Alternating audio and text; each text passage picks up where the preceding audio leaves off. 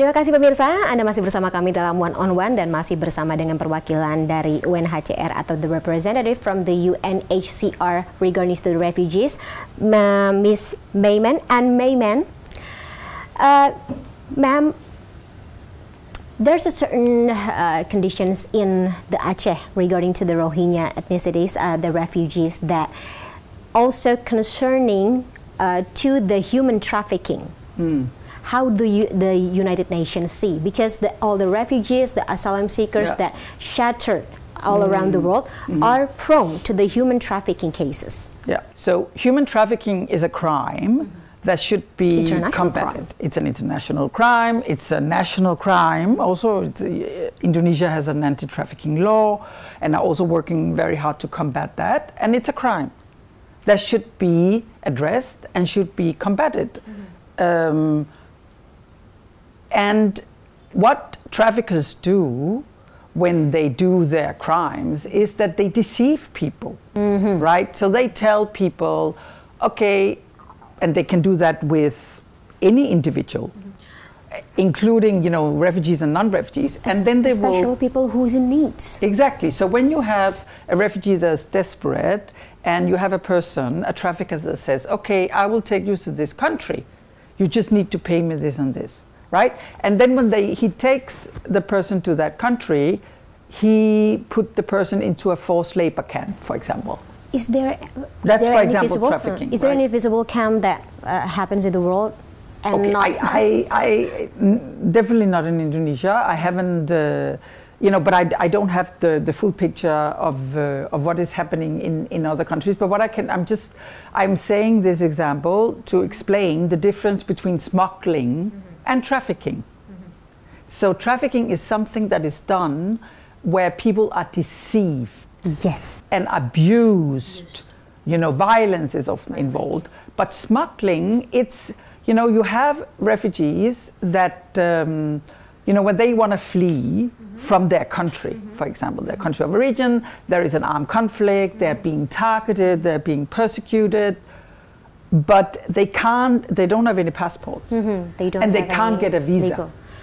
So, because most countries in this world, they demand passports, right? I mean, all countries, they demand passports. They demand visas in order to manage the movement, right? So they will detain and they will not allow refugees to enter who is seeking safety. You see the problem. So they will pay the refugees will pay smugglers to be facilitated to cross borders more easily. Yeah, and some of these smugglers are also, you know, many are abusing the refugees, right? And they take a lot of money. But the big problem is, the root of the problem is that national states in today's world, they don't help refugees. They see refugees as a problem and not as people who flee violence and who are vulnerable and who are in need. They don't give any dispensation to them, those who in needs, more needs than us as fellow citizens. So there are victims. They are victims, and we should provide shelter and things that concerning their victims, because they are victims. Also in Indonesia. But how do you see the government react to this, Rohingya people that are victims of people smuggling and the human trafficking cases? No, but I see it's you know, similar to what we discussed before. I see Indonesia doing the absolute right thing because they are allowing people to disembark.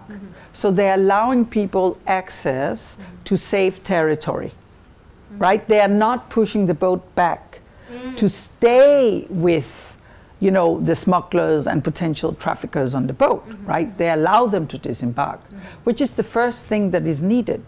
And then, you know, when they are in a safe territory, and we can have a suitable site, and we can give them basic assistance, which will be provided by UNHCR and other international organizations.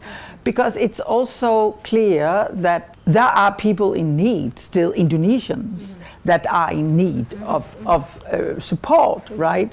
And including in Aceh. So what we want to do, it is to working with and for the local communities and make sure that they also benefit from the presence of the refugees. Do the refugees or asylum seekers should assimilate more with the local communities, local people? I think the most important is that we recognize that they are here. We recognize that they cannot go back. And that we work together to stabilize their situation, that we give them the basic needs, provide for the basic needs. We ensure that they are in sites that are meeting minimum standards. So we don't keep them in a port area, we don't keep them on a beach, we don't keep them in a coconut field, right? Yeah. Because that will also be disturbing for the local communities, right? Now, enlighten me more, ma'am, about the source of the providings. Yeah. The governments, should we, the governments of Indonesia, use the money, or there is a certain amount of money that provided by the Indonesian government or authorities for them, so but not taking it back? So currently, Indonesia do already a lot by allowing them to disembark. It's not all about money, right? It's not all about paying for their food and their wash facilities and some plastic sheetings and tents. It's not all about that.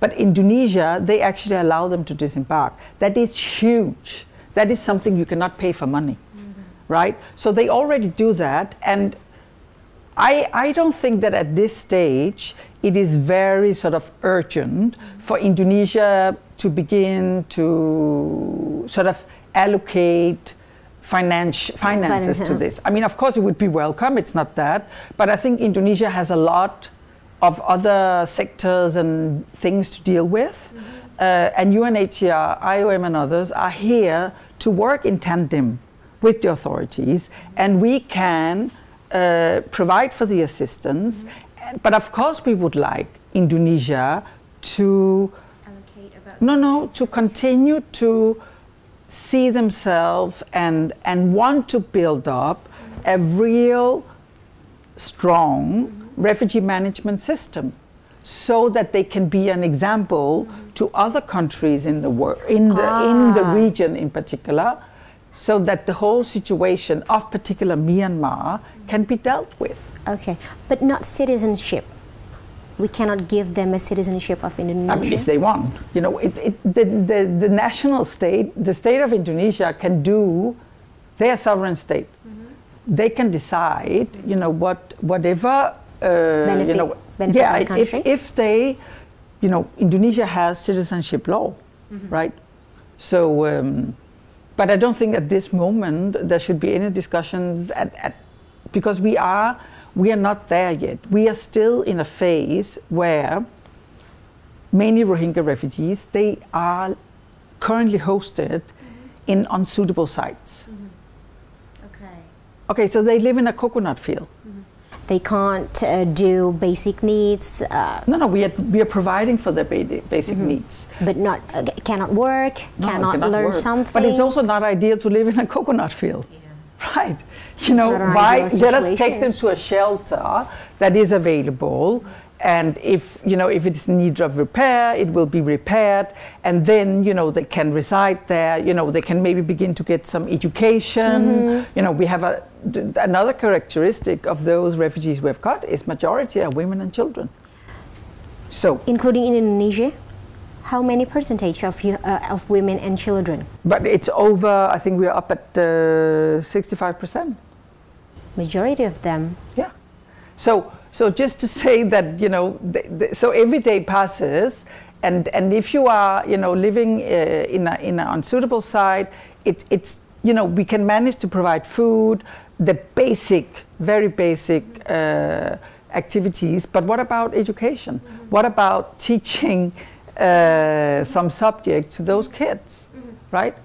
Okay. What about pregnant women? What about, you know, these are human beings. They are not like robots that say, "Ooh, we will stop being a human being for the next couple of months," right? You know, they're still a human being. And that needs to do, or that live, and we can manage the situation. My concern is that the last weeks, because it has not been fully sort of managed, the situation has appeared more, I mean, it has appeared chaotic when there's no need for it to appear chaotic. We can prevent it. No, we can just manage the situation.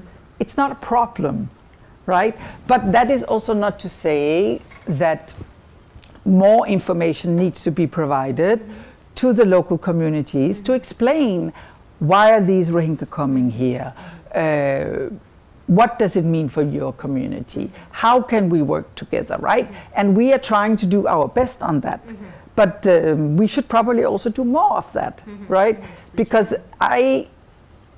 it is perfect, as I said before, it is perfectly normal, and you see that around the world, that people have concern when there are, you know, refugees arriving. Okay. It can be a cause of concern, and we need to acknowledge that people have their right to question. We cannot give them deadlines, the refugees and asylum seekers, deadlines on how they should stay here for some periods. We can maybe give Myanmar deadline. Why should it? Why? And this is also, we are focusing on the victims, right? When we should actually focus on the ones that have the power to address and to solve the root causes, right? This is what we should do. And meanwhile, continue to address the situation in Aceh and other locations, and provide the minimum assistance and support while we work to find solutions. Okay. We have to give the deadlines to the government that has the authority. Is there any urgency for us Indonesian government to rectify the international conventions of the refugees, or is it enough right now? I think that it would be a very constructive step for Indonesia to take to rectify the 1951 convention. Indonesia has rectified several human rights treaties and conventions, and it would be natural to follow that tradition and rectify the 1951 convention. Is there any special conditions or special situations that have to be fulfilled by the government to rectify the...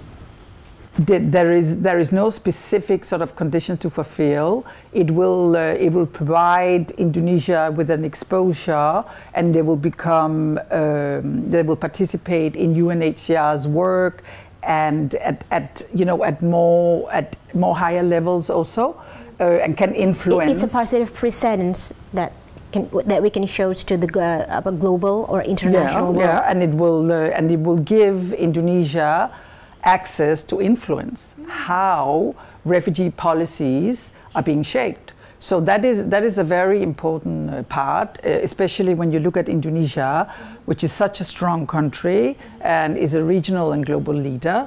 There are many that are saying signing the 1951 convention will make Indonesia like a country where they will attract more refugees, but that's not the case. If you look at for example, Philippines have signed the 1951 convention. Right. There's no high numbers that go to Philippines. You have Pakistan that have a large number of Afghan refugees. They haven't signed the convention. So there's no sort of logic behind that, right? But it will be better for states to be part of these conventions that systematize and put into systems how to manage issues and problems for the given state. And in today's world, we have nearly 40 million refugees, right? And there are many countries that have refugees, and there are many countries that are a member and have ratified the 1951 convention, but there are also some that haven't. but still the refugees came to their countries, and the local governments exactly do their bit. Because also that the principles that are underpinning the 1951 conventions are ancient principles of humanity. It is just written up in a legal convention, right? But it is ancient instinct and ancient principles that are underpinning it. To protect each other as a human being. Exactly. Especially those who's in need. Terima kasih banyak. Thank you very much for your insights and also time in our one-on-one special.